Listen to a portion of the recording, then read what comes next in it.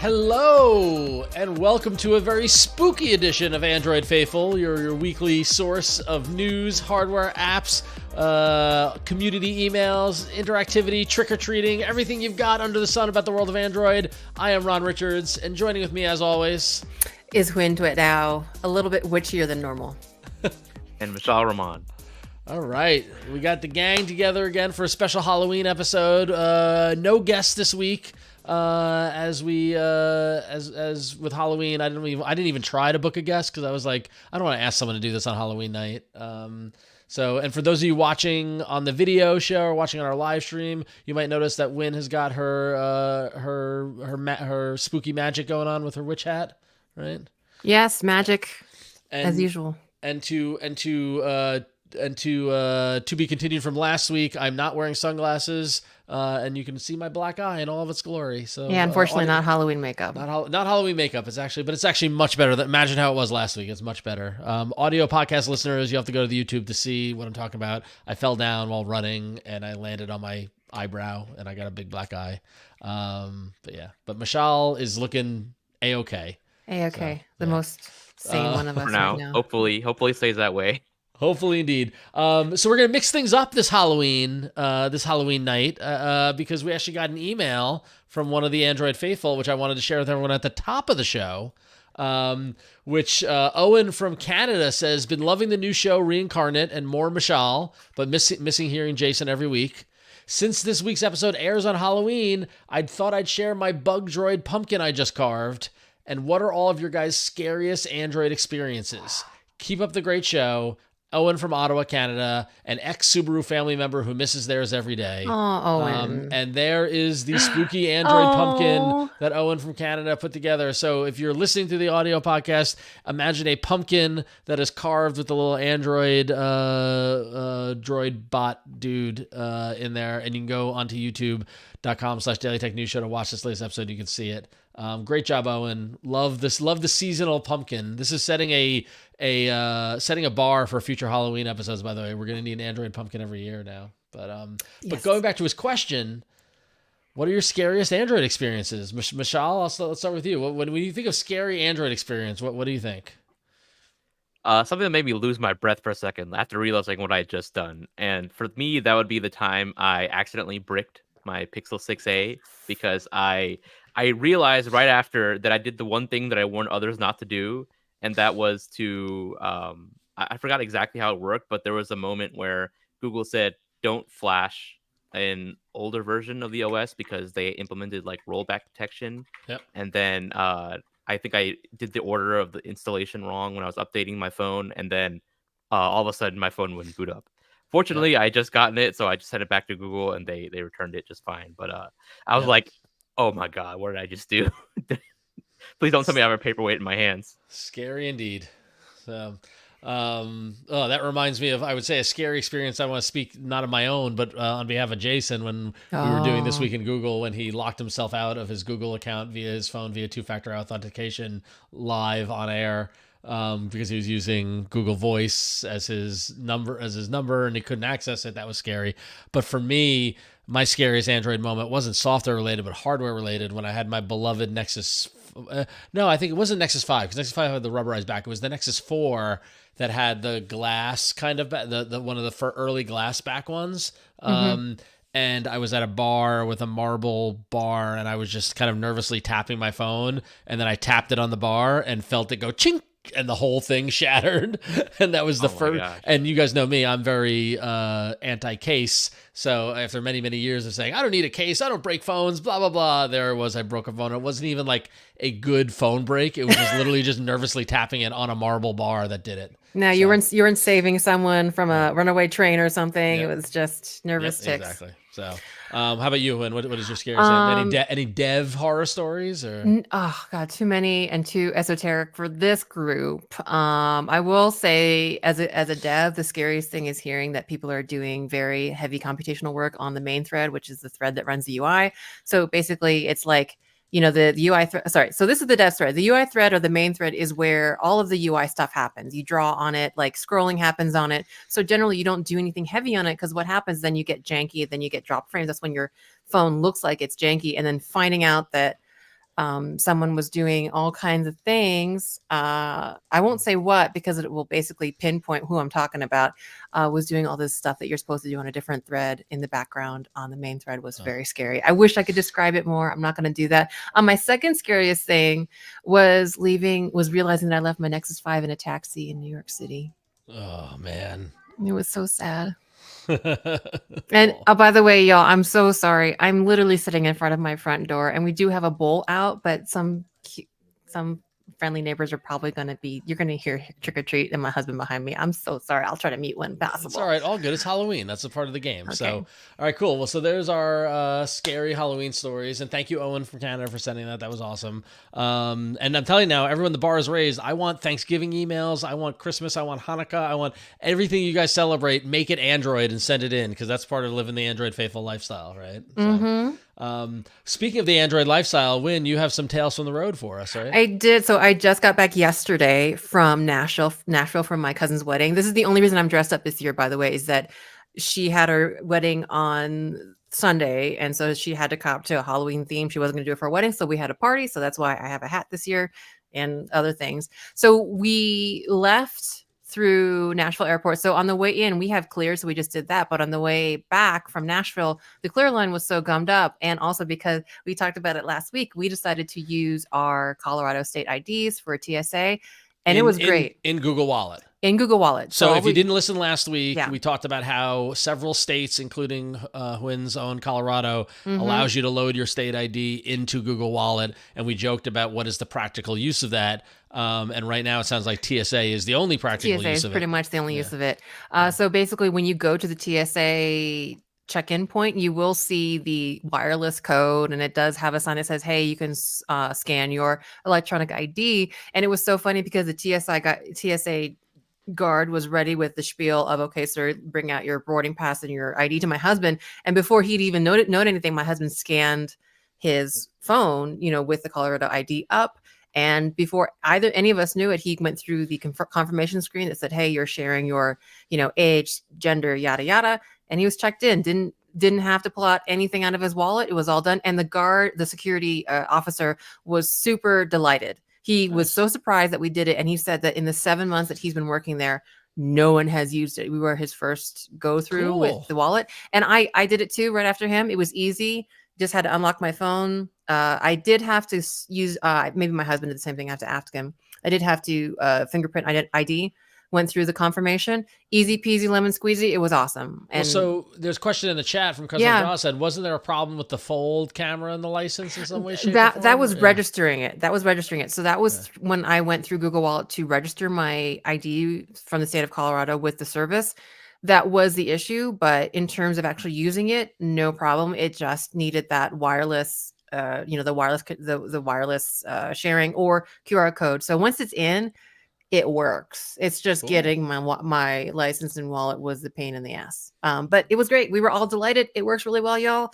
And yeah, I mean, if you're comfortable with it, it works really well. And you could delight a TSA officer with it. I love the story here that it happened. You loaded it and then you got to use it all in the span of 2 episodes here. In the span of 2 episodes. Yeah. It's amazing. I wonder how long it'll take for that magic to wear off. Like, there was a period where everyone was new to Google Pay and Apple Pay, and it was like, what did you just do with your phone? And now everyone's like, yeah, I've seen that a million times already. Yeah, so that's the thing though, and I think with us being savvy, us having to confirm the information and go through that flow is no big deal, and also having to authenticate myself biometrically, I could see it becoming a problem if a lot of people use it and are just not that savvy or not familiar with doing a lot of scanning of things electronically.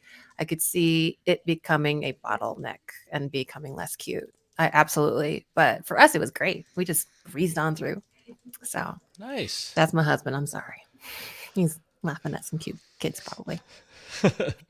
All right, cool. All right, with that said, so why don't we dive into the news? And I know the whole Google Antitrust thing has been going on and we haven't really talked about it. So we thought this week was a good time to check in, right, Wen? Yeah, it's kind of there's a lot going on, and in particular of note is that on Monday, October 30th, Sundar Pichai actually did testify in court, and a lot of his testimony and a lot of what the the U.S. were focusing the U.S.'s case focusing on Monday was basically the idea of default search. There was a lot of basically asking Pichai in various different ways, in various different forms of the question, do you believe that search engine defaults are valuable, and kind of over and over again. And there was like a large theme of basically trying to get him to admit to, the of Google's kind of approach and valuing of default search. They talked about, way back in 2005, the Google, I think top lawyer was talking to the Microsoft then general counsel about, how terrible and user hostile the Internet Explorer a default search engine setting was, and about how, it was preventing users from using their preferred Google or search engine of choice, which then of course was including Google. And it's funny to see now 2023 how that story of, hey, we're in it for the users and letting people use what they want has turned around a bit to, okay, has this become, user advocacy, or is it becoming, big business moves? And something that did come out, of course, and you've probably already heard on the news, is like the different deals that Google has made to make their search engine default search engine. Of course, very notably is their many billions of dollar deals with, kind of like exchanges with Apple. But something that is most relevant to us on Android Faithful is that, part of this default search has been revenue share of this kind of like, hey, paying to be the default search. A lot of this is revenue shared with Android OEMs like Samsung, HTC, and Motorola. And it's not just like revenue sharing. It's like, hey, we partners, we making y'all, part of the payday. It actually, as Pichai testified on Monday, part of this revenue share is basically, bribing is not the right word, and I don't want to imply that there's some actual legal thing, but you can say strong arming, you can say paying them to do updates. So motivating them. Motivating them. Yeah, like Google motivated their OEMs to stay in line. Yeah, and update. with operating system updates. And what he says here, we're looking at Article 95 Google, and we've been laughing not laughing, but like, chuckling, these past couple of days, because, a lot of the blogs and the sites and the press are getting very, very creative and clickbaity with their terminology and their language and stuff like that. But what it goes down to it, and what Pichai said on the stand was, he confirmed that the revenue share that these companies can get from Google are dependent on devices getting security updates. So in order to get the revenue share, they need to make sure the devices stay up to date with security updates. And he says more effort goes into developing the next version, and updates are costly. So sometimes they make trade-offs, which refers to the tendency of brands to less frequently push security updates. And I know that's something that we talk a lot about, like, when are you getting this update? When did this device get this update, and things like that. While they're still, making Google the default, or they have deals to make Google the default search provider and make sure it's got, prominent placement throughout there. The little bit of the revenue share to push those updates was a revelation in this trial, I guess. Right. And again, it goes, I'm sorry, Mishaal, but it goes back to, like, Google's do no evil kind of motto from 20 plus years ago now is constantly going to come bite them in the ass, because they are balancing shareholder value and shareholder expectations and the need to be a business and drive, to be a company that actually delivers value to their shareholders out there, a publicly traded company. And like, reading about this and understanding that they provided financial incentives to the OEMs to make sure the devices stayed up to date, like, in business that I've conducted, that makes perfect sense. I'm not surprised in the least, and I don't know why this has been a fury storm around it a little bit. I don't know, Mishaal, you were going to say something? Or? Yeah, I mean, you have to keep in mind that updates are expensive to do. It's not like it's something that any OEM can just continue to invest indefinitely, especially like one of the reasons why Google's promise of 7 years of OS feature and security updates is so significant. It's just because of how expensive it is to do that. Yeah. You have to pay all the engineers who are actually doing the maintenance, the work to port all the new features and security patches and everything. You have to pay to have the certification testing done. You have to pay the carrier testing to be done. You have to pay for the infrastructure and the rollout. So yeah, it's expensive for OEMs to update their devices, and any incentive they can get to, offset that cost, it will be helpful, and of course, very beneficial to the ecosystem as a whole. Yeah. Yeah, it's always weird because I think when I was reading the story, I was trying to think about how I felt about things, and obviously, we are not legal experts or CEOs of multi-billion-dollar conglomerates, but and I know like some of the clickbaitiness is like, oh, Google's evil. Google tries to say they're not evil, but as you said, Ron, they have a fiduciary responsibility to their shareholders, and that's not. It's always at odds. It's always at odds. It's always at odds, Yeah. and certainly it's easy to also complain at Google on the other side when updates don't happen. People love using that F word, fragmentation. So certainly there's something to be said for anti-competitiveness, for the inability or the difficulty that other search engines like DuckDuckGo and smaller players have in encroaching the space, because they don't have this kind of revenue share or power to play with the OEMs or to throw money around to get themselves positioned strategically. But given the economic system that we're in, I don't think it's that black and white to say this is an evil thing. It's also worth noting that it's not just free money that Google is giving in exchange for is paying them to have them do updates, right? Right. We don't know the exact terms of the revenue sharing agreement, but there's presumably a lot of other stipulations, like say you have to implement this feature, you have to add this app, you got to roll out this feature, you got to do this or that, right? There's obviously something else in it for Google besides just ensuring that devices stay updated. That's obviously one of the new revelations that we got from Sundar's testimony, but there are presumably a lot of other things that we're just not privy to. Quid pro quo HTC, something like that. I don't know. I can't do. What I also think is funny is that like they're talking about strong arm tactics to incentivize the OEMs to do security updates.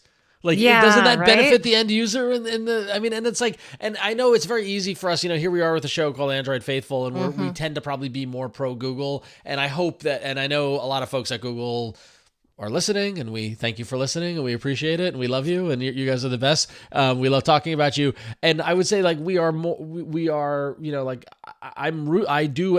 am a fan. We are rooting for Google, but also one thing that we did on our previous show, and one thing we'll continue to do on this show, is hold Google to task to do ultimately what we think is right for the users. And I can't argue a tactic to get more security updates on phones, because doesn't that protect the users? Like, that's not a bad thing. So if Google's doing something not great in our eyes, trust me, I'll be the first to call them out on it. Like we got the whole thing of this whole, everything that we do is built on absolute fairness and treating Google with the utmost responsibility, because they're building this ecosystem that we're all playing in, and there's a lot of responsibility that comes with that. And I know those people over at Google know that and believe in it also. So we'll see. But interesting. So we'll see how the rest of this antitrust case continues. Very dramatic. But Huyen, you did say the F word. Fragmentation. Yes. Yeah. So Mishaal, that's a great segue, right? Right. So if you remember many, many years back, Google used to have this online dashboard where you can go and see the distribution of Android versions online. Well, they discontinued that because maybe they got embarrassed by the constant headlines of, many devices are running older versions. It was pretty embarrassing. I mean, like we used to track it on the old show, like monthly, like we were on top of it. So yeah. So now we do still get some updated statistics, but only once every couple of months. So the last time we got statistics from Google was back in June, and now earlier this month, Google updated statistics that are available to developers in Android Studio to reflect the latest data that's available as of October 1st. So according to this latest data, Android 13 has finally taken the top spot. It's the most widely used operating system at approximately 22.4%. Second place would be Android 11 at 21.6%. Third place is Android 10 at 16.1%. And then fourth place is Android 12 at 15.8%. So these percentages obviously change all the time because OEMs are releasing updates. There are new versions rolling out, like Android 14 was just released, and it's just barely a blip on the radar because only Pixel phones run it, and now Samsung's starting to roll it out, which we'll talk about later. So like right now, the percentage of users who are on supported versions of Android, which would be Android 11 later, is now 59.8%, which is up from 54.4% back in June, when the last time we were tracking the statistics. And it is just interesting to see how the movement of OS version just changed over the last couple of months, because we don't get these statistics from Google very often, and they're really the only ones who are able to track this kind of data, because they have access to every single device that is running Google mobile services or Google Play Store or Google Play services and etc. And those are installed on billions of devices worldwide. So really, they're the only ones who can give us this kind of insight into what OS versions people are actually running on their devices. Yep. So I'll take a moment to point out the important factors of this chart and all this discussion is that here we are on Halloween, and Kit Kat, Lollipop, Nougat are all still present in the charts, which is great for kids and trick-or-treaters and things like that. I got many, many candy bars and Nougat in there. My kids love the lollipops they got today. I've been munching Kit Kats all day, so that's great to see. And then secondarily to that, after Android version 9 Pie, how depressing does it get where it's just 10Q, 11R, 12S, 13T? Why couldn't just indulge us? We know you use the names. Wasn't Q was Quince and R like they have dessert names. Let's just bring it back, Google. Come on, guys. Yes, it's like they actually do use them, but they just aren't sharing them, which is weird. I mean, it makes sense when you think about it. Like, obviously for us English speakers, it's easy for us to guess, oh, this comes next alphabetically, right? But if you're translating it for other languages, like how are you going to translate Quince Tart and then red velvet cake, and then like have it make sense? Oh, how are people going to know that this comes after the just use the red velvet cake for fun? Where's the fun, Mishaal? Come on, can we have some fun with Android again? Like, I haven't had any fun since version 9. They should have just had localized versions. I just pick, local, local treats. I actually, between myself and my friend at my old job in Vishnu, we were like suggesting like Vietnamese and like Indian treats too. Just like, come on, just globalize it a little bit or something, have it like. But yeah, then we don't want us to have fun. No fun. No more speculating. So I don't know, boring. Maybe it's Sesame Street it's not integration. Sorry, engineer brain. Sesame Street collabs or something. Like this version of Android brought to you by the letter U or something. Right? Yeah, like something like that. Have some fun with it. Come on. Have it. Yeah. But definitely very interesting. I love seeing this stuff. I love seeing the fact that Kit Kat is the oldest version that's still out there. Kiosks around the world still running Kit Kat and Lollipop. Right? Actually, about that, a lot of those kiosks and stuff that are running Android aren't even counted in these statistics, because these are all statistics that count devices that connect to Google Play. And a lot of kiosk and embedded devices, they don't have Google apps at all. Yeah. So this percentage of users of devices that are actually running those older versions is probably higher than what's actually shown here. Yep. And everyone should go follow Mishaal on Threads for this. I'm sure you posted this everywhere else, but this just happens to be your Threads link. I love how Mishaal mixes up his links, but he actually wrote, because it's hard to read in that chart what the actual percentages are, but did good job on doing the math and the subtraction and stuff like that, so you can see what each version is on his post and what the change from the last time that we saw it was. So very cool. But this also means that basically large markets like China and even, kind of not non-Google Play Store things like Amazon Fire tablets, they don't count in this and all. So we don't actually, as you're saying, we actually have no idea what the, another major market has in terms of distribution. This is just the segment that fits in the Google Play box. So things could be totally different in China, absolutely, which would be cool to know. Indeed. I never will. So, cool. And Clinton in the chat said he saw Mishaal on Mastodon. Mishaal does hit them all. He's a hardworking man. Hardest working man in Android commentary. We love him. So, all right. So, keeping on the topic of Google and Android, a couple of little notes in and around Android that we wanted to make sure everyone was aware of. Been tracking this story related to issues with Android 14 for some users accessing storage. Google has now, in the support area for Pixel phones, confirmed this is a known issue. They said they're aware of an issue occurring on some Pixel devices, Pixel 6 and later, that have gotten the Android 14 update and have multiple users other than the primary user. And multiple users include users, guests, child users, restricted profiles. It does not include work profiles. And basically what's happening is that depending on the device, the primary user would be unable to access media storage. They're also seeing a boot loop issue that is happening, which is no fun. The Pixel is starting boot loop. So they're expecting that there's going to be a fix for this rolling out soon. So stay tuned if you're dealing with it. And they're sorry for the inconvenience and appreciate everyone's patience. So I don't know, Mishaal or Huyen, have either of you run into this, or have we seen how rampant this is? Or Goodness, no, but that's scary. yeah, that is a really, really bad bug. It's Especially to have like on the stable release of Android 14. That's not good. I mean, the whole Android 14 journey has been a little bumpy, like in terms of with the delay, and then now this, like it just seems something a little gremlin slipped through the cracks. I feel for the developers chasing that stuff down. So yeah, it's bad because I think at a lot of places I've worked, basically losing user data at least should be the biggest sin you can commit. Like anything else is fixable, but if you're losing user data, that is no bueno. And or at least having them lose access to in a very significant way. It's just Yep. So so if anybody's suffering from this, stay tuned. We hope you aren't, but write in and vent, write in and let us know. So we can right. Additionally, over on the Android developers blog, a couple of days ago, they announced some policy updates centered around app quality on Google Play, as the Google Play team continues to protect users and ensure that developers are elevating the quality of their apps. And this latest update is basically setting some guidelines for safe generative AI apps. Safe generative AI apps. And this kind of ties into Google's commitment to responsible AI practices.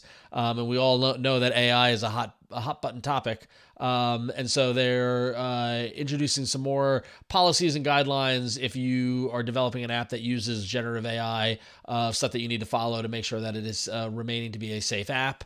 And then additionally, they're expanding some privacy protections, across app permissions. Per the new policy, apps will only be able to access photos and videos for purposes directly related to app functionality. So apps that have a one-time or infrequent need to access these files are requested to use a system picker, such as the Android photo picker. And it's basically, again, it's like saying, hey, we have all these permissions. Just because we have them doesn't mean you need them. And if you have an app that doesn't have a need to access media, photos or videos, then don't do it, and instead use the system picker, which I think are some good changes. So, Huyen, as a developer, how closely do you guys follow these kind of guidelines?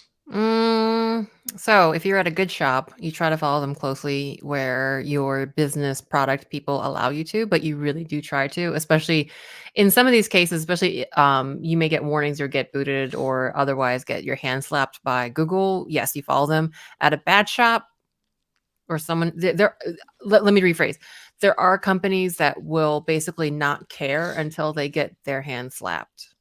So for me personally, it's of the utmost importance to follow these things, mostly because I want to be compliant and I don't want any surprises for my product people.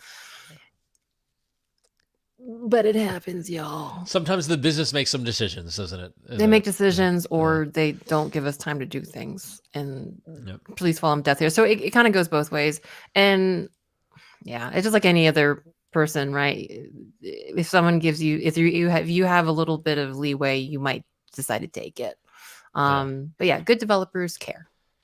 I think also one thing is good developers are actually keeping track of these changes and policy announcements, because a lot of developers will only start caring once they get warnings and announcements in the Play console versus these blog posts that Google put out. Being like proactive about the media thing you talked about. Yeah. Like that is not taking effect until early 2025. That's when they'll actually crack down and force apps, only with apps with core functionality, relying on it to actually use those permissions. Yeah. But if you're not following this announcement, you're not reading this announcement, or you're not sign up to the newsletter, you might not miss this. You might not see this happening until it's like you only have like a month to do it or something. Yeah, and it definitely, as you said, it definitely takes a good developer, and it's at the same time, it's not like this stuff is behind a hidden handshake, behind a lot of locked keys.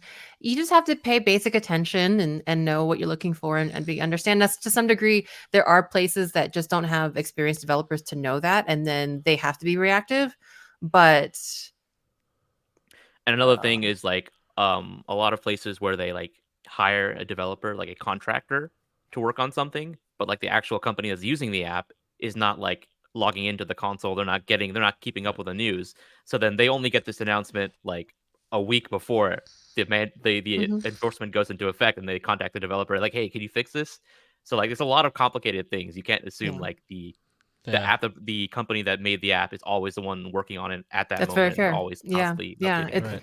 It's a very complicated story. And we actually got a great question in the chat, which is basically like, from Cousin Aja again. It says, how do the hand slaps and being booted for dev work on an app, does it ding you personally or only the company? I got to imagine it just dings the company, right? Not the developer personally, right? Usually, again, it depends on the shop. A good place kind of recognizes that maybe the first time it happens, they realize, okay, maybe we have a discrepancy or something we're not paying attention to. Let's make a plan to figure, for the next, let's pay more attention, basically. Let's be more careful next time. And I mean, usually I think I've been at places where we made mistakes or we did something wrong. We didn't pay attention. Human. You're human. Yeah. As long as you're upfront about it and you're at a place that understands that and you learn from your mistakes and try again, then you're good. I'd say there are bad shops, and I've had friends, personal experiences where they love throwing. There are places that they will throw you under the bus. So it really depends on. But you're talking about the actual organization where the developers are. But in terms of Google, it's these dings happen on the Play console. Yeah, all the time. But against the app, and therefore the company submitting the app, the Google doesn't know who the developer who did that is, right? They're not calling it. Yes. I'm sorry. No, it's always against. Sorry, my bad. I misunderstood. Yes, it's usually against the publisher itself. So if you are, that's why it's always good to have an LLC, y'all, for independent people. Well, yeah, 100%, But yes, it's a great example from my point of view. Like, so my app Scorbit is in the Google Play Store. I've hired developers to work on it, but the app is in the Google Play Store against our company. And so if there's a problem with it, we see it on the company level, then it's up to us to go talk to the developer who made the change and figure out why and figure it all out. It's the organization. It's who the app publisher in the Google Play Store is, not the individual developer. So, So yes, 100% publisher responsibility. Got it. Cool. All right, interesting stuff. So with that, we're going to move right along and want to take this moment to kind of remind everybody that you can support Android Faithful over on Patreon, patreon.com/Android Faithful. We love our supporting patrons. They're fantastic. We've got multiple levels that you can sign up for. $5 a month gets you access to our Discord and helps you, and that's the base level where you can help us choose a story to talk about on the show. And for $10 a month, you get all that, plus an exclusive sticker and access to our ad-free podcast feed. And then, of course, at $20 a month, you get the sticker, the Discord access, the ad-free podcast feed, but you also get a t-shirt, which is pretty awesome. And then if you're crazy, if you want to pay $500 a month, you can come on the show and want to be with us, which I'm daring somebody to do. But no matter what level you do, everybody gets to participate in helping us pick a new story to talk about on the show each week. And this week we always have 3 stories. A little bit of a slow news week. Brian commented, got to say a weak set of choices this week. It was a slow news week. But coming in last was Samsung's 2025 phones could be pricier than ever. Talking about a rumored price increase about Samsung as it relates to Qualcomm. That only got 11% of the vote. 23% of the vote coming in second. Yes, Google search bars in Google Apps have gotten bigger. Specifically talking about Gmail and other Google apps and how the search bar has gotten bigger. But the winning story that we're talking about this week got 66% of the vote is the Pixel 8 Pro display is more power efficient than its competitors. And this is coming out of a report after digging in with the Pixel 8 Pro that its display is, as it says, quote unquote, leaps ahead of Samsung and Apple, at least according to here on 9 to 5 Google. Mishaal's reacting. Just a quick note on that. When you said leaps, I actually talked with Dylan Raga, who's the guy who is doing the display analysis for XA developers. Just a quick note: a lot of places have misinterpreted what he said when he said leaps ahead. He didn't mean that as in it's leaps better than Samsung and Apple. It's just slightly better. Like they have leaps ahead in place of Samsung and Apple. English is fun, isn't it? Yes, it is. Right? Yeah. So the Pixel was behind Samsung and Apple, and with the Pixel 8 Pro, it leapfrogged over them, but only marginally ahead. Right. As opposed to the connotation of leaps ahead, where the Pixel 8 Pro now is like several yards down the field away from Apple and Samsung, which is not the case, right? Right. That's a great clarification. Thank you for that, Mishaal. And here we've got Dylan's post on X where he's talking about the display power efficiency, comparing it to the Pixel 7 Pro and Apple and Samsung. And here you can see how it leaps ahead. Waka waka. But yeah, the Pixel Pro at 960 nits at 3.0 watts, which is above the Pixel 7 Pro at 960 nits at 6.4 watts. So yeah, so it's clear here. You can clearly see that it's ahead of Samsung and Apple, but not leaps ahead. So I think the real takeaway is just how power inefficient the Pixel 7 Pro's display was. It was really bad. That's the real story here, is how bad the Pixel 7 was. Look at it, yeah. Yeah. Too funny. So I think Dylan also mentioned it. Like, he called it out as being really power inefficient. Yeah. Well, that's great. Good job on Dylan. I don't know. I've been using the Pixel 8 Pro. I think the display is super, super nice.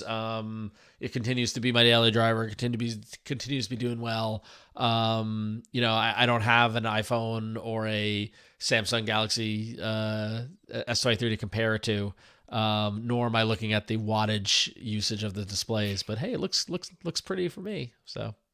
I did use the Pixel 8 as my camera at my cousin's wedding. Oh, yeah. Good, real good, y'all. I gotta admit, I've been getting some really good pictures on this phone. It's been to the point where I was at my kid's soccer game this past weekend, and it was like picture day, and I snuck in there, took a picture of the team, and I sent it to the other parents, and someone's like, "Oh my God, your camera's so good, right?" Like, it came out really, really well. I would show that photo, but it's like 10 5-year-olds, which I don't think is appropriate to show without permission. So yeah, but it's good, y'all. I mean, we're biased, of course, but I'm hyped. I'm taking this camera to Japan. Hopefully I have some good Japan pictures to show you when I get back.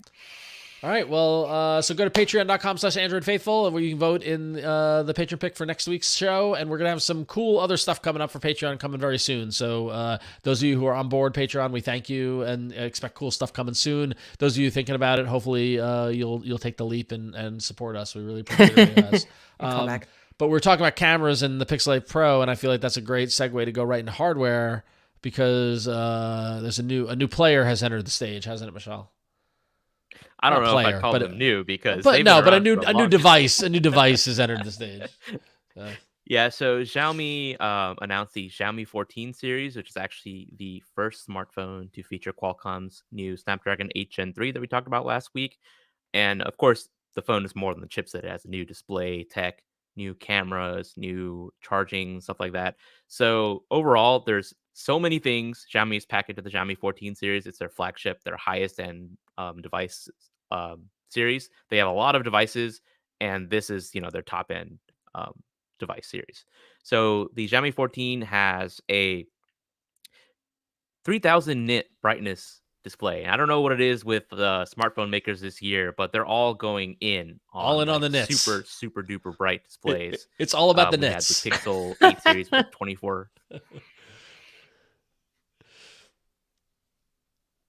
Oh, did I just disconnect? No, you're still here. You're good. With us. Pick it up from there. You're good. Okay, yeah. Oh yeah, so I don't know what it is with smartphone makers this year. Like, we had the Pixel 8 with 2400 nit ultra bright display. Now we have the Xiaomi 13 series with a 3000 nit brightness display, maximum brightness. Both the Xiaomi 14 and the Xiaomi 14 Pro have an LTPO display that goes from 1 to 120 hertz. They also have new camera sensors. They have a Light Fusion 900 image sensor. On the non-Pro, you have a 1 to 1/1.3 image sensor size. On the Pro, you have a variable aperture lens that goes from f1.42 to f4.0. You also have an upgraded ultra wide camera to 50 megapixels. You have Xiaomi Loop Liquid Cool technology. You have, of course, super fast charging on both models, 90 watt wired charging on the non-Pro, 120 watts on the Pro. And both of them have ultra fast 50 watt wireless hypercharge. Other features that they both have, they have 4 microphone arrays with stereo Dolby Atmos speakers. And interestingly, the non-Pro has a USB 3.2 port that maxes out at 5 gigabits per second versus the Pro that has a 10 gigabit per second transfer rate. And I thought that was interesting because it kind of mimics what Apple did with the iPhone 15 series. The non-Pro has like a 5 gigabit per second USB 2 port. The Pro has a 10 gigabit per second USB 3 port. And so like these phones, of course, they were only announced and they're only available right now in China. So, if you are listening to this show somehow and you live in China, you can go and pick one up right now from one of the stores there. Or if you live in Hong Kong, you can go to that store that everyone seems to get every phone from that's available on like immediately after. I don't know why it's escaping me off the top of my head, but Ben, I saw he already has one in his hand, and I'm like, how do you guys get these devices so quickly? So quickly. We have to wait months. Like I don't know when Xiaomi's going to release this globally, but we got to wait a couple of weeks at least before we can get our hands on the Xiaomi 14 series. Jeez. They also announced the Xiaomi. They went the full like lifestyle approach here because the Xiaomi Watch S3 got announced, as well as their Xiaomi S Pro Mini LED TV, right, and their built-in refrigerator door. Right? Yeah, you got to keep in mind Xiaomi makes literally everything. Right, yeah. You could fit a house full of stuff that are only made by Xiaomi. Their washing machine, right, which is cool, but Xiaomi, with the major update to the 14 line, and with that also came OS updates, right? Yeah, they're doing some interesting software-related stuff. Unfortunately, right now, because we don't really have our hands on a Xiaomi 14, we don't really know what they mean by a lot of the words they're saying. Because, as you'd expect, if you read Xiaomi's press release on HyperOS, there's a lot of, I'll just say it, buzzwords in it. Like, it doesn't really make sense. Cross-end intelligent connectivity. Like from my understanding, basically HyperOS is a rebranding, but not just a rebranding of MIUI, but they're trying to basically come up with a new branding for their entire operating system suite across their devices. So HyperOS is not just their Android-based OS for their smartphones, but it's also their OS for their IoT products. It's their OS for their smartwatches, their OS for their TVs. It's the unified branding for their operating systems for all the devices they make. Right. And it is basically just an evolution of MIUI. It's not like it's not Android. It is still Android on the Xiaomi 14 series. It's running Android 14, but it's just a new branding and presumably some new features and some new UI changes. We just don't know what because we don't have our hands on the phone. Well, it's exciting nonetheless. Good God, Xiaomi. I love the buzzwords. That's always fun, right? So looking forward to somebody getting their hands on it and telling us what it's like and what all those buzzwords actually do. In other phone news, and listen, everyone knows we love foldables. I think we talked a little bit about rollables, right? The rollable phones. I'm absolutely loving the next stage of phone, which hopefully Lenovo is bringing to reality. And this actually came up during last week's show, but we didn't have time to talk about it. It wasn't truly breaking news, but Lenovo and Motorola displayed their adaptive devices, which are basically flexible screens. And if you're listening on the audio show, we're looking at the visual, the photo that they show. Imagine a Android phone, vertically oriented as usual, but wrapped around a wrist like a watch. Right, the whole display like a wristband, right, like an '80s wristband almost, right? So, this is a concept device that Motorola is developing, and they've got a video that shows it where the user is wearing a watch band or a wristband, and clearly the phone attaches to it through some sort of clip or magnet type thing, and then wraps around the wrist. And then it goes on to show the phone sitting on its own kind of easel or kind of its own kind of stand, which is the foldable display, right? The I don't even know what to call this. Foldable doesn't feel bendable. Bendable feels more accurate here, right? But it's got a bunch of different configurations. In addition to the watch version where it wraps around the wrist, it's got one where the bottom third is folded down, so the phone is up, kind of showing that. Another one where it's folded in half, almost looking like a flip phone. I don't know. What do you think of this? Is this the future of phones, or maybe stay on your wrist? No, right? I want them to. I'm like, I want that person to turn their wrist over and then shake their wrist a little bit to see if it actually stays on. Look at the clip. Do you see the little clip? Do you see right there? There's a little pad there. Right? Wait, for real? Yeah. Okay. Yeah. So actually does tip onto your wrist. so we're doing back into the left like the Zapruder film from JFK here, but the person is wearing a watch band that has a flat panel on it, and then the phone kind of snaps onto it and wraps around it. So I bet you it's staying connected that way. I was hoping it was like those old slap bracelets we had like in the 90s, you know, where it's you a just slap bracelet. That's what it's a slap bracelet phone. That's how they should be marketing it. Oh man. Yeah, but then of course parents were starting to worry about slap bracelets like cutting kids' wrists. I'm so sorry, not to imply any self harm or anything, but yeah, could you imagine the safety? But yeah, I like it. Like, I really like that there's one formation where it almost looks like a snake, kind of like almost a cobra, where there's like an S curve in it, and I like the idea of it. And of course, everything is ridiculous until it's not. So. It does feel very sci-fi, which is where we'd like to see things go, right? Just different. I do love the sci-fi element of it. The other video that they showed is like a kind of slice of life video where a woman folds the phone in half to set it up to take a picture of herself, and she takes a selfie of her top, and then selfie of her shirt where the top that she's wearing, and then it uses AI to generate a theme based on her shirt's print for her phone. So like we've got the merging of the form factor of the phone folding and being able to do it with the AI elements of Motorola to generate. Ooh, and we get a great shot of her snapping the phone onto her wrist bracelet to then make the wrist version of it. And this is probably the best example of it, where we see it snaps right on there and then folds around it, which is just ridiculous. I'm sorry. It is. You know, it matches honestly, matches her outfit. If it actually like is sturdy enough for you to take it on like an outdoor run, because a lot of people get those straps to like put their phone in, right? Waterproof.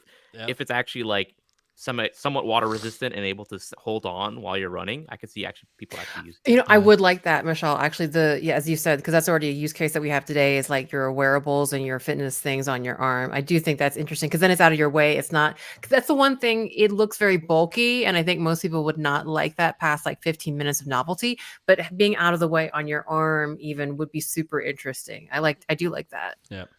So all of this came from Lenovo's Tech World 2023 presentation, which I kind of wish I had watched live if I had known that it was going to have this kind of crazy stuff happening with it. So you can go find it. Just search for Motorola Adaptive Display or Foldable, and you'll find it on there. I love it. Motorola, you're crazy. You be you. Continue on. It's fantastic. So love it. So. Yeah. Well, to go with something new, we have something old, or not necessarily old. Let's call it retro. Retro is a little bit kinder. So there is going to be a new version of the Galaxy Z Flip 5. For those of you who miss your SG HE700s, this was an old phone back in the day. It was an iconic phone for Samsung because it was one of their first that was a built-in antenna. So if you kind of remember the old flip phones with a little, one horn sticking up on the side, which was your antenna. Some of them actually did have the antenna that pulled out. I remember mine. I broke it really fast. But yeah, the Samsung SG HE700 was a big step up, and it was pretty, I think it was pretty sexy phone. It had like a very distinctive front display and a very nice kind of blue, what do they call that? Like their indigo blue color.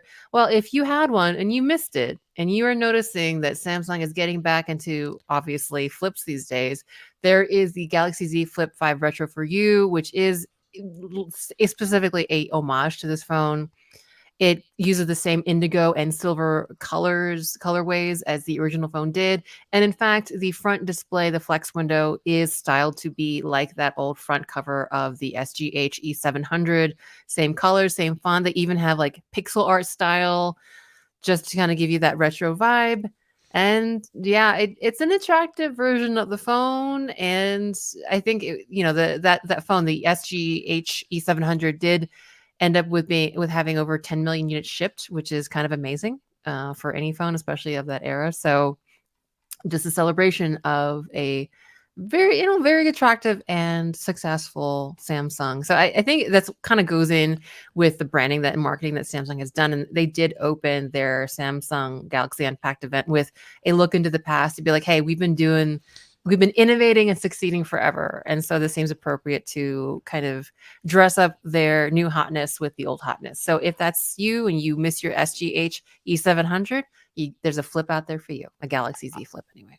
I do think I think it's fascinating that they're doing this. I think it's genius, and I also want to applaud Samsung for establishing and maintaining their own Samsung Tomorrow Hall of Fame, Yes. highlighting the 10 million seller club and like showing the 9 phones that have sold more than 10 million units across their history, going back to 2002 to 2011.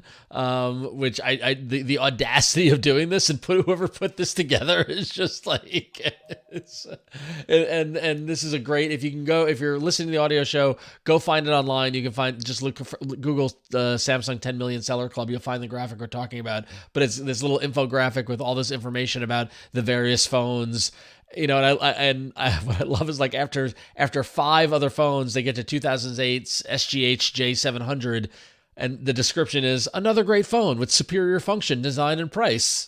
That's it. No other real features or function of it. Yeah, it's another great phone. We're so great. We're patting ourselves on the back. We're Samsung. Look how great we are. It's like, oh my god. It's like that SNL joke, the 5-time club, where it's about like Steve Martin, Tom Hanks, and they start congratulating each other. It starts to feel like that. It's like, yeah, we know you Samsung. You probably have.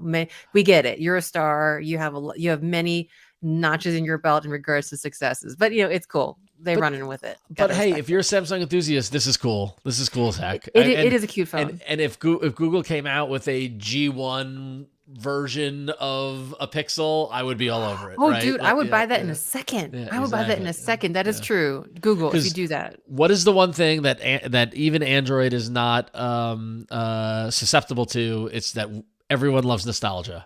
Yeah. Nostalgia always works, and I think this is going to be a trend that we'll see with other phones picking up in terms of like, you loved this phone 20 years ago, now here's the new version, and we saw it with the Motorola Razr, right? When it came out, it was it was like, you love the Razr, here it is, here's the new one, right? So they even had the iconic the Motorola Razr dialer, like just that throwback to that dialer. Yeah.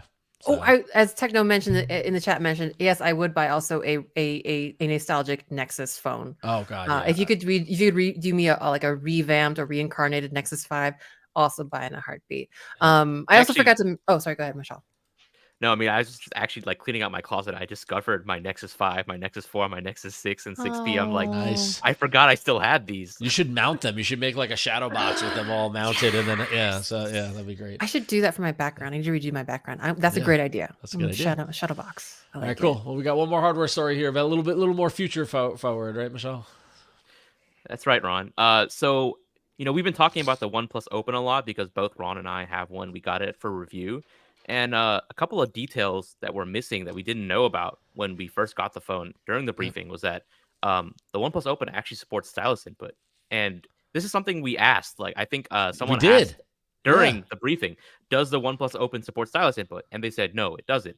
But lo and behold, a couple of weeks later, one user on Reddit decided to try out the Oppo pen, which is a pen that's exclusively available in China and was released for the Oppo Find N2, as well as the Oppo Find N3, which, if you'll recall, is identical in hardware to the OnePlus Open. So, lo and behold, it works. It works on both the inner display and actually the outer display, which is a new feature of the Oppo Find N3 / OnePlus Open. And not even the Z Fold 5 supports pen input on the outer display. So that's one leg up. That's one thing that the OnePlus Open / Oppo Find N3 has over the Z Fold 5. Although there's no way to actually buy this Oppo pen outside of China. Like I said, it's exclusive, and it's like over $100. So if you wanted to take advantage of pen input on your OnePlus Open, you're going to have to import this stylus from China. I don't actually know what stylus technology, like what digitizer technology Oppo shipped on this device. So I couldn't tell you whether or not the stylus you want to use is compatible. I know that someone tried the Surface pen, the pen that comes with the Surface Laptop Studio, and that doesn't work. The OnePlus pen that comes with the OnePlus Pad, that doesn't work also because that has to be paired by putting it on the side of the device, and there's no way to do that with the OnePlus Open. Right. But it's surprising that this device does support pen input. And there are a couple other things that are also surprising about this device. Like the other day, someone discovered that you can actually put this device into a tent mode. OnePlus didn't tell us that that's possible, but another user on Reddit figured out that if you just fold your device like a tent, I'm showing you for video listeners like this, and you put it down and you open a YouTube video, if you get it at the right angle, you can actually have YouTube video playing on the outer display while the inner display is turned off. And that's something we didn't know about either. Google, like OnePlus, didn't point it out during the briefing or during the launch event. OnePlus is so wacky. I love them. No wireless charging, but tent mode and stylus support, which I know some people love styluses. So I love it. Yeah, it's like it works with the stylus, but you can't get the pen, so that it works with. Oh, that also, yeah. I mean, you can, but you're just gonna pay for it. But yeah. So, yes, OnePlus always full of surprises there. It's good stuff. All right, cool. We got some apps news. Going back to Samsung land, right? When? Yes, if you have been eagerly waiting for One UI 6.0, which is, of course, the flavor of One UI built on Android 14, well, if you are in Europe, specifically Germany, the UK, sorry, I lost my list all of a sudden. But yeah, if you're in Europe, you will probably be getting the One UI 6.0 beta rolling out soon. If you are very interested and want to check numbers, the firmware version is 6916BXXU3BWJM. Go outside your car. Outside your car lights are on. Just kidding. But yeah, it's been a while, and of course, it's a big surprise given that we just got Android 14 on October 4th, and here we are on Halloween night, October 31st, and people are getting the beta program rolling out with a stable release. But there you go, One UI 6 on the train, rolling out the station, coming to a European country near you very soon. I believe Germany already had the rollout going, and let me try to find my list. Is it UK, Norway? I'm sorry, I've just totally scrolled past my list. But yeah, if you're in the EU, look to be getting that One UI 6.0 beta real soon. Coming, all those features. Ron, I think you're muted. My bad. Yay, Samsung users, enjoy. Yes. All right, go back to Google Land. Mishaal, what do we got with maps? So back at I/O, Google announced a new immersive view for routes feature that basically gives you a really beautiful, detailed view of the route you want to take. Say you want to bike along the water to the Palace of Fine Arts in San Francisco, with the new immersive view feature that's rolling out in a couple of cities, including Amsterdam, Barcelona, Dublin, Florence, Las Vegas, London, a bunch of other cities that you can read about on the Google blog. You can see a multi-dimensional view from start to finish of your route, and you can like scroll through in the timeline, basically seeing what the real-time weather conditions will be like, so you can plan whether or not it's going to be raining or like what you should wear based on the weather conditions on your route. And this feature, Google says, uses AI. I don't exactly know how it uses AI, but everything uses AI. I wanted to point that out. Everything uses AI. The next feature that they announced is Lens, Google Lens integration in Maps. This was previously called Search with Live View, and this also uses AI to help you acclimate yourself whether you're navigating a new city or looking up local gems. So all you got to do is tap the Lens icon in the app, and then you can lift your phone up to find information about nearby ATMs, transit stations, restaurants, etc. I'm sure if you're like navigating a new city, you've probably done this before. The new live view where you like just point your phone up to like look around and identify things. This is basically just a supercharged, a more smarter version of that. And they're expanding this feature to more than 50 new cities, including Austin, Vegas, Rome, Sao Paulo, and Taipei.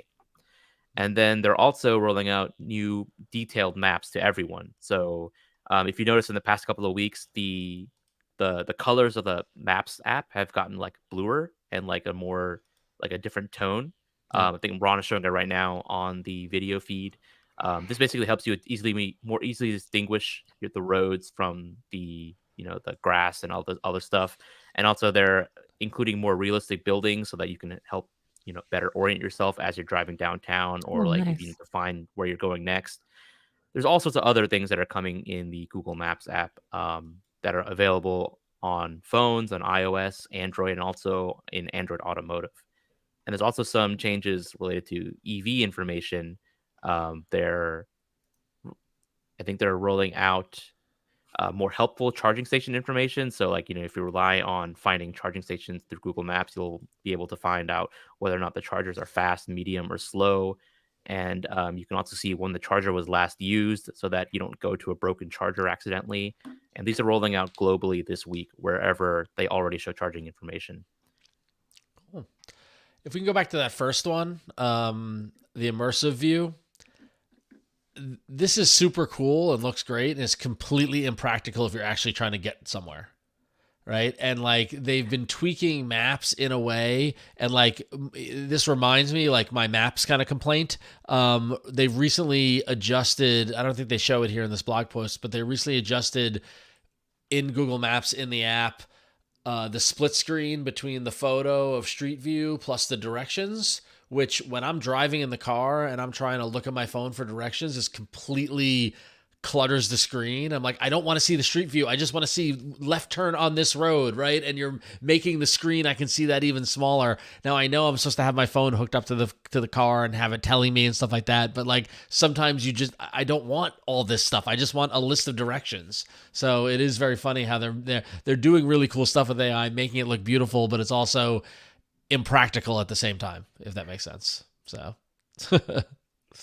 I think it really depends on your familiarity. Like if Yeah. you're in a totally new city and you're going, by foot, and the place you're like going through is like a maze, maybe like, like a park, Yep. or like, like you're going around some like a mini, like a forest or something, you want to go through, and like there's a lot of things, left turn.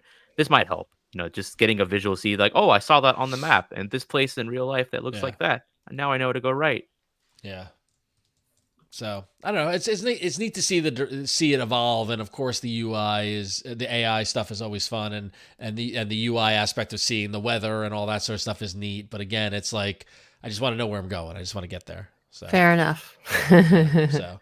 And sticking with Google, one last one. We were talking about Google Wallet and when with your state ID, but they posted to the Google blog recently about the things they're doing with Google Wallet to make commuting easier.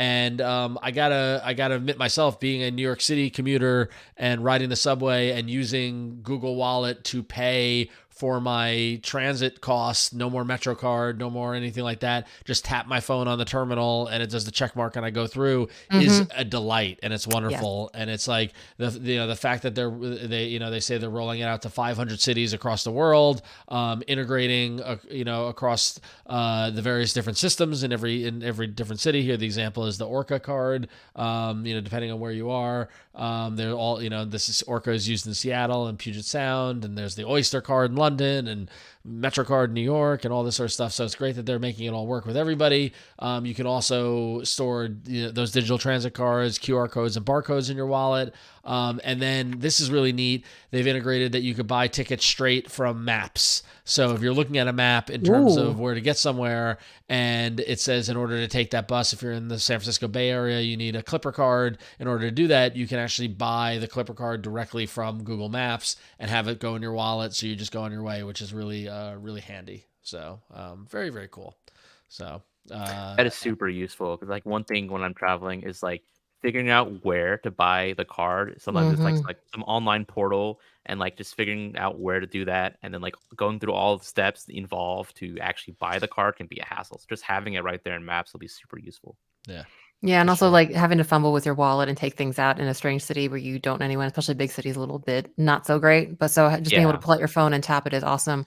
My bad. Also, I just wanted to correct. By the way, the One UI 6.0 stable is only releasing out to Galaxy S23 beta users. I'm so sorry, I missed that detail. So my bad. Actually, it is rolling out for stable users as well. Is it? Okay, great. So it's everybody? Yeah. All right, because I had that in my notes. Okay, good. So it's everybody. All right, well then. Just not in the US right now. Just not in the US. Okay, so I retract my correction. All right, there you go. There you go. EU beta users, period. Thank you, Mishaal. All right, well, let's going to wrap it up for apps. And now we want to hear from you, the Android Faithful. You can email us at contact@androidfaithful.com. And we're continuing to get a bunch of emails you guys are delivering. It's fantastic. And here is our first one, responding to an email from last week where Hilton, who wrote in, was having difficulty with wiping his device and installing the beta, not installing the beta. First email says, "Sorry, Hilton, but I think you've misunderstood the nature of beta testing. The beta testing of a new operating system might start with the expectation that users will be able to move forward to a new production OS or back to an older OS without losing data and/or configuration, but in the real world, this is not always the case for all sorts of reasons. If you're not prepared for the possibility of having to do a nuke and pave of your device, I suggest you avoid beta software and beta operating systems in particular." And this comes from Peter, who says, P.S. If you remember me and are wondering what my current number of open Chrome tabs is on my Pixel 3, the answer is 37. And yes, Peter, how could we forget you and your course, insane remember. amount of open Chrome tabs? Yes. And heed your warning. Your mileage may vary. The road can be dangerous if you're playing with beta software. So Hilton, we hope you were able to navigate that and maybe take Peter's advice. So there you go. All right. On to our next email. Yes, and our next email is from Will in Tigard, Oregon. If I'm saying that wrong, write in and correct me. Yeah. Tigard. So Will writes and says, "Hi, Android faithful. You asked for pictures of car mounts, so I figured I'd show you my setup. I use a Pro clip mount with an ESR Halo Lock MagSafe mount for my S23 Ultra. I have the Gala Apple case for MagSafe to work. This car is my 2021 Camaro SS. Ooh, my first V8. It's been a great car so far. Sounds fun, dude. The pictures were taken on my Galaxy Tab S9 Plus and my S23 Ultra. Thanks for the great show. I've been a fan of you guys since the Buzz Out Loud days and appreciate all the work you put into the show. Will in Tigard, I don't know. Tigard, Oregon. Regardless, Will sent photos, and all right, everybody. So, audio listeners, I encourage you to go check out the video show to see these photos. But we'll do our best to describe them. But it is a sight to see. And there is his Camaro. Dang, pretty inside, pretty beautiful. Lots of red and highlights and things like that. But you can see on his dashboard, on his display in his car, is the video version of our show, which is just insane. And he zooms in a little, and you can see his phone is attached to the MagSafe device there.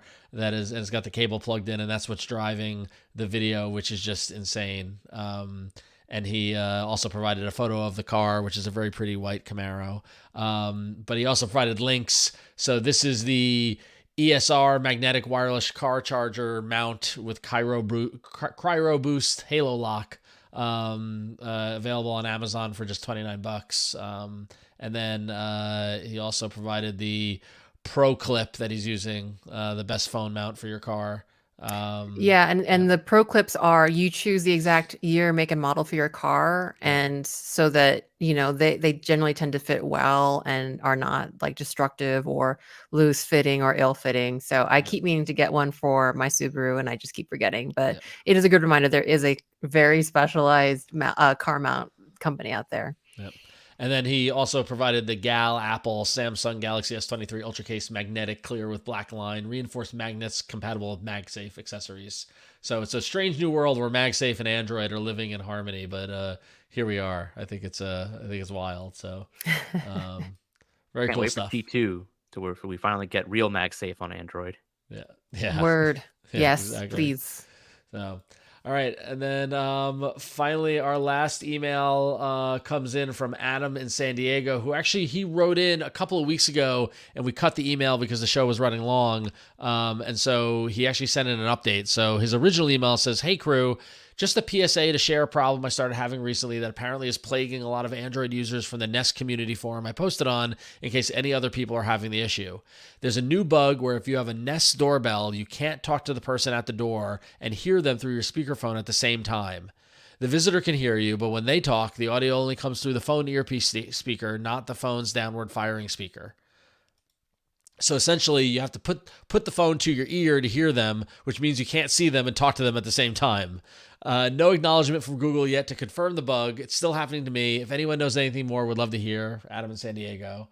And he follows up with an update, and he literally emailed, I think it was today, and he says, "Google still hasn't addressed or acknowledged the issue from what I can see. It's still affecting me and every other Android user I know with Nest cams and doorbells, rendering core functionality of the product useless. I've been so disappointed with Google's product support lately, especially with cams and doorbell. I may abandon them completely. Feels like they just don't care anymore." And that's from Adam in San Diego. And in the Google Nest support forum, he sent along the link to the issue that apparently has been happening since May of 2023. And there's a lot of people talking about it, but no acknowledgement from Google or Nest as of yet. So if you were like Adam in San Diego and you're having a problem with your Nest doorbell, write in, let us know. Hopefully we can try to anyone at Nest listening to the show or Google, please escalate this issue. Please help Adam out. I always hate it when people hear that they're losing faith in product support of any company, not just Google. Like, the core of doing business is providing that support to their customers. So anyway, thank you, Adam, for writing in, and thanks you to everybody for writing in. Email us at contact@androidfaithful.com. And that's going to wrap up the show for this week. It was a fun one. Happy Halloween, everybody. Happy Halloween. Hey. Happy Halloween. I'm So, surprised Mishaal, I didn't get nearly as many trick-or-treaters as I thought I would. I did get a couple during the show. Are you disappointed? Were you watching them on your doorbell cam? Oh yeah, I was getting the alerts on my phone and my watch as they were Nice. picking up candy. Yeah. Oh, we got way less. Also, we got cleaned out last year, and I mean, we have a lot of candy left. We might just leave it out for the teenagers to feast upon. There you Which go. my sister was sending updates during the show, and they have a cam, and just a lot of people not in costumes, a little bit too old to be out, just like locusts around the boat. We got a lot of. I noticed we got a lot of repeat visitors, which I think is which is good because we had good candy then. So there you go. I'll take it. But I'm like, I've seen that kid before. So anyway. Excellent. All right. So let's wrap this sucker up. Mishaal, where can people find you on the internet? So I am available on all the social media platforms, including Twix at Mishaal Rahman, Mastodon, Threads, Reddit. Did I miss anything? Telegram, Discord, all the social medias at Mishaal Rahman. I'm also on Patreon at patreon.com/MishaalRahman if you want to follow and support my work. There's multiple tiers. The lowest is $3 a month, and you can also get access to my Discord where I talk a lot with the community about things I'm working on, things I find, and just generally chit chat about various things related to Android and Pixel and Google and all that jazz. Cool. All that jazz. Now I picture you in a Fosse musical about Android. So there you go. All right. Huyen, how about you? Hi. Yeah, I'm an Android dev normally, and I like to work my magic on various things Androidy, usually UI, Jetpack, Compose stuff, but all aspects of it. I do speak about my Android magic, and you can find my talks, associated code, video, and other things on my website, randomlytyping.com. And otherwise, you can find me on social media places at Queen Code Monkey. Except if you're talking about the Fediverse, then I'm at Queen Code Monkey at mastodon.social. Right on. And I am RonXO across the internet, whether it's Twix or Instagram or Mastodon or Blue Sky and all that sort of stuff. I'm most active on Instagram, so definitely go follow me there. But if you're looking for more podcasts to listen to, I was recently on my other podcast, iFanboy, where we were talking about our monthly movies and TV discussion, where we talked about Killers of the Flower Moon, the new Martin Scorsese, Leonardo DiCaprio film. A great conversation there about the film. I'm a big Marty fan. Spoiler, I really like Killers of the Flower Moon, despite it being 9 weeks long. So you can go listen to that over at ifanboy.com. And thank you to everybody who listens to that show and listens to this show, because you are all the best in the world. Head over to androidfaithful.com, where you can find our website with links to all the different platforms we're on, where you can subscribe to the show. You can see show notes for this episode, watch the video, go get a link over to go check us out on Patreon, where you can sign up to support the show. It's all there at androidfaithful.com. We appreciate everybody who visits that and listens to the show. This show records every Tuesday night on youtube.com/Daily Tech News Show and on twitch.tv/GoodDayInternet. And then it releases immediately audio feeds on the podcast every Tuesday night. And we just love talking about Android, and we like you and doing it with us. So until next time, we're Android Faithful.